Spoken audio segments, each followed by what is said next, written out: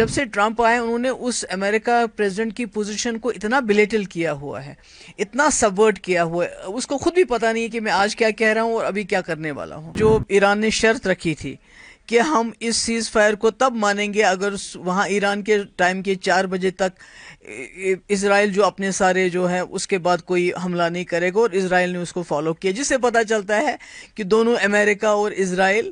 چاہتے تھے یہ سیز فائر ہونا چاہیے۔ سب سے پہلے تو میں ایران کے لوگوں کو، وہاں کے جو فوجی ہیں، وہاں کے جو لیڈرشپ ہے، ان کو سلام پیش کرنا چاہتی ہوں۔ جس جذبے سے، نہ تو ان کے پاس کوئی ہتھیار ہے، نہ تو ان کے پاس کوئی نیوکلیئر بام ہے، ان کا سب سے بڑا ہتھیار ان کا ایمان ہے اور جو ان کا شہادت کا جذبہ ہے۔ جس طرح سے انہوں نے یہ لڑائی لڑی کہ آخر کار، ابھی تو خالی چمن گویا ہو رہی ہے، مگر مجھے پورا یقین ہے کہ انہوں نے امریکہ جیسے سپر پاور کو اور اس کا جو بغل بچہ ہے اسرائیل، ان کو گھٹنوں پہ لایا۔ اور امریکہ نے نہ چاہتے ہوئے بھی اس وقت جو اسلامک کنٹریز ہے اس میں ایران کا رتبہ بہت اونچا ہو چلا گیا، وہ ایک لیڈرشپ کا رول ان کو مل گیا، اس میں کچھ نہیں کر سکتے۔ جہاں تک امریکہ کا سوال ہے،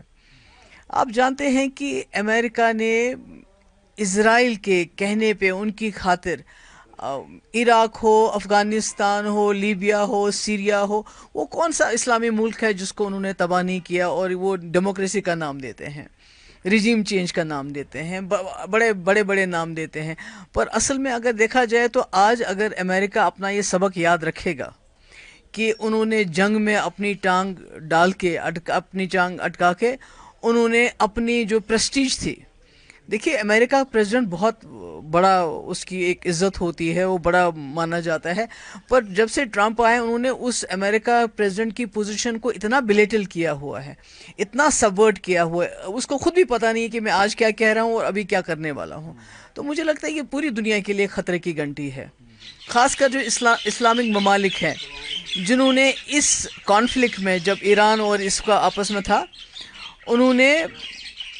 زبانی خرچہ چلایا، زبانی کہا، باقی حالانکہ بہت کچھ کر سکتے ہیں کیونکہ پیٹرول ہے، باقی ہتھیار ہیں ان کے پاس، وہ اس کا استعمال کر سکتے تھے، پر انہوں نے اس کا استعمال نہیں کیا۔ مگر مجھے خوشی ہے کہ ایران نے جو جس کو کہتے ہیں کہ شیر خدا حضرت علی، ان کی پیروکاری میں کا انہوں نے ثبوت دیا، اور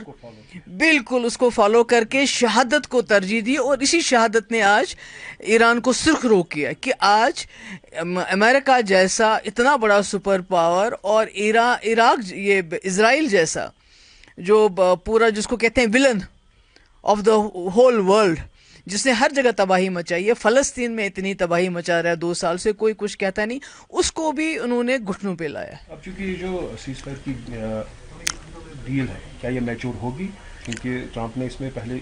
شرکت کی ہے، اب وہی اس کو سجسٹ کر رہا ہے سیز فائر۔ میرے خیال میں جو میں نے لیٹسٹ رپورٹ سنی کہ جو ایران نے شرط رکھی تھی کہ ہم اس سیز فائر کو تب مانیں گے اگر وہاں ایران کے ٹائم کے 4 بجے تک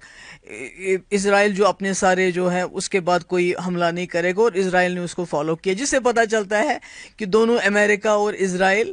چاہتے تھے یہ سیز فائر ہونا چاہیے، اور ٹرمپ کو قطر کی مدد لینی پڑی کہ بھئی آپ اسرائیل تو مان گئے، آپ ایران کو منوائیے۔ تو مجھے لگتا ہے یہ عالمی اسلام کے لیے، ہمارے ایمان کے لیے، ہمارے جو خاص کر جو شیعہ برادری میں جو جذبہ شہادت ہوتا ہے، وہ جان سے زیادہ اس کو ترجیح دیتے، میں کہتی ہوں ان کے لیے یہ بہت ہی جو ہے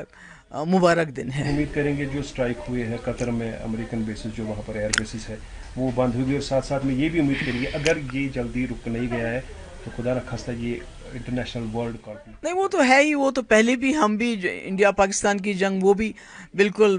نیوکلیئر جنگ کے دہانے پہ تھے، وہاں سے ہم واپس آئے، اس کے بعد یہ ہو گیا۔ تو میں سمجھتی ہوں اس میں سب سے بڑا رول امریکہ کا ہے، کیونکہ وہی یہ جنگیں شروع کرتا ہے، وہی چاہے ڈائریکٹلی انڈائریکٹلی اس میں آتا ہے۔ تو مجھے لگتا ہے کہ اس کا بڑا رول ہے، اور آج چائنا اور روس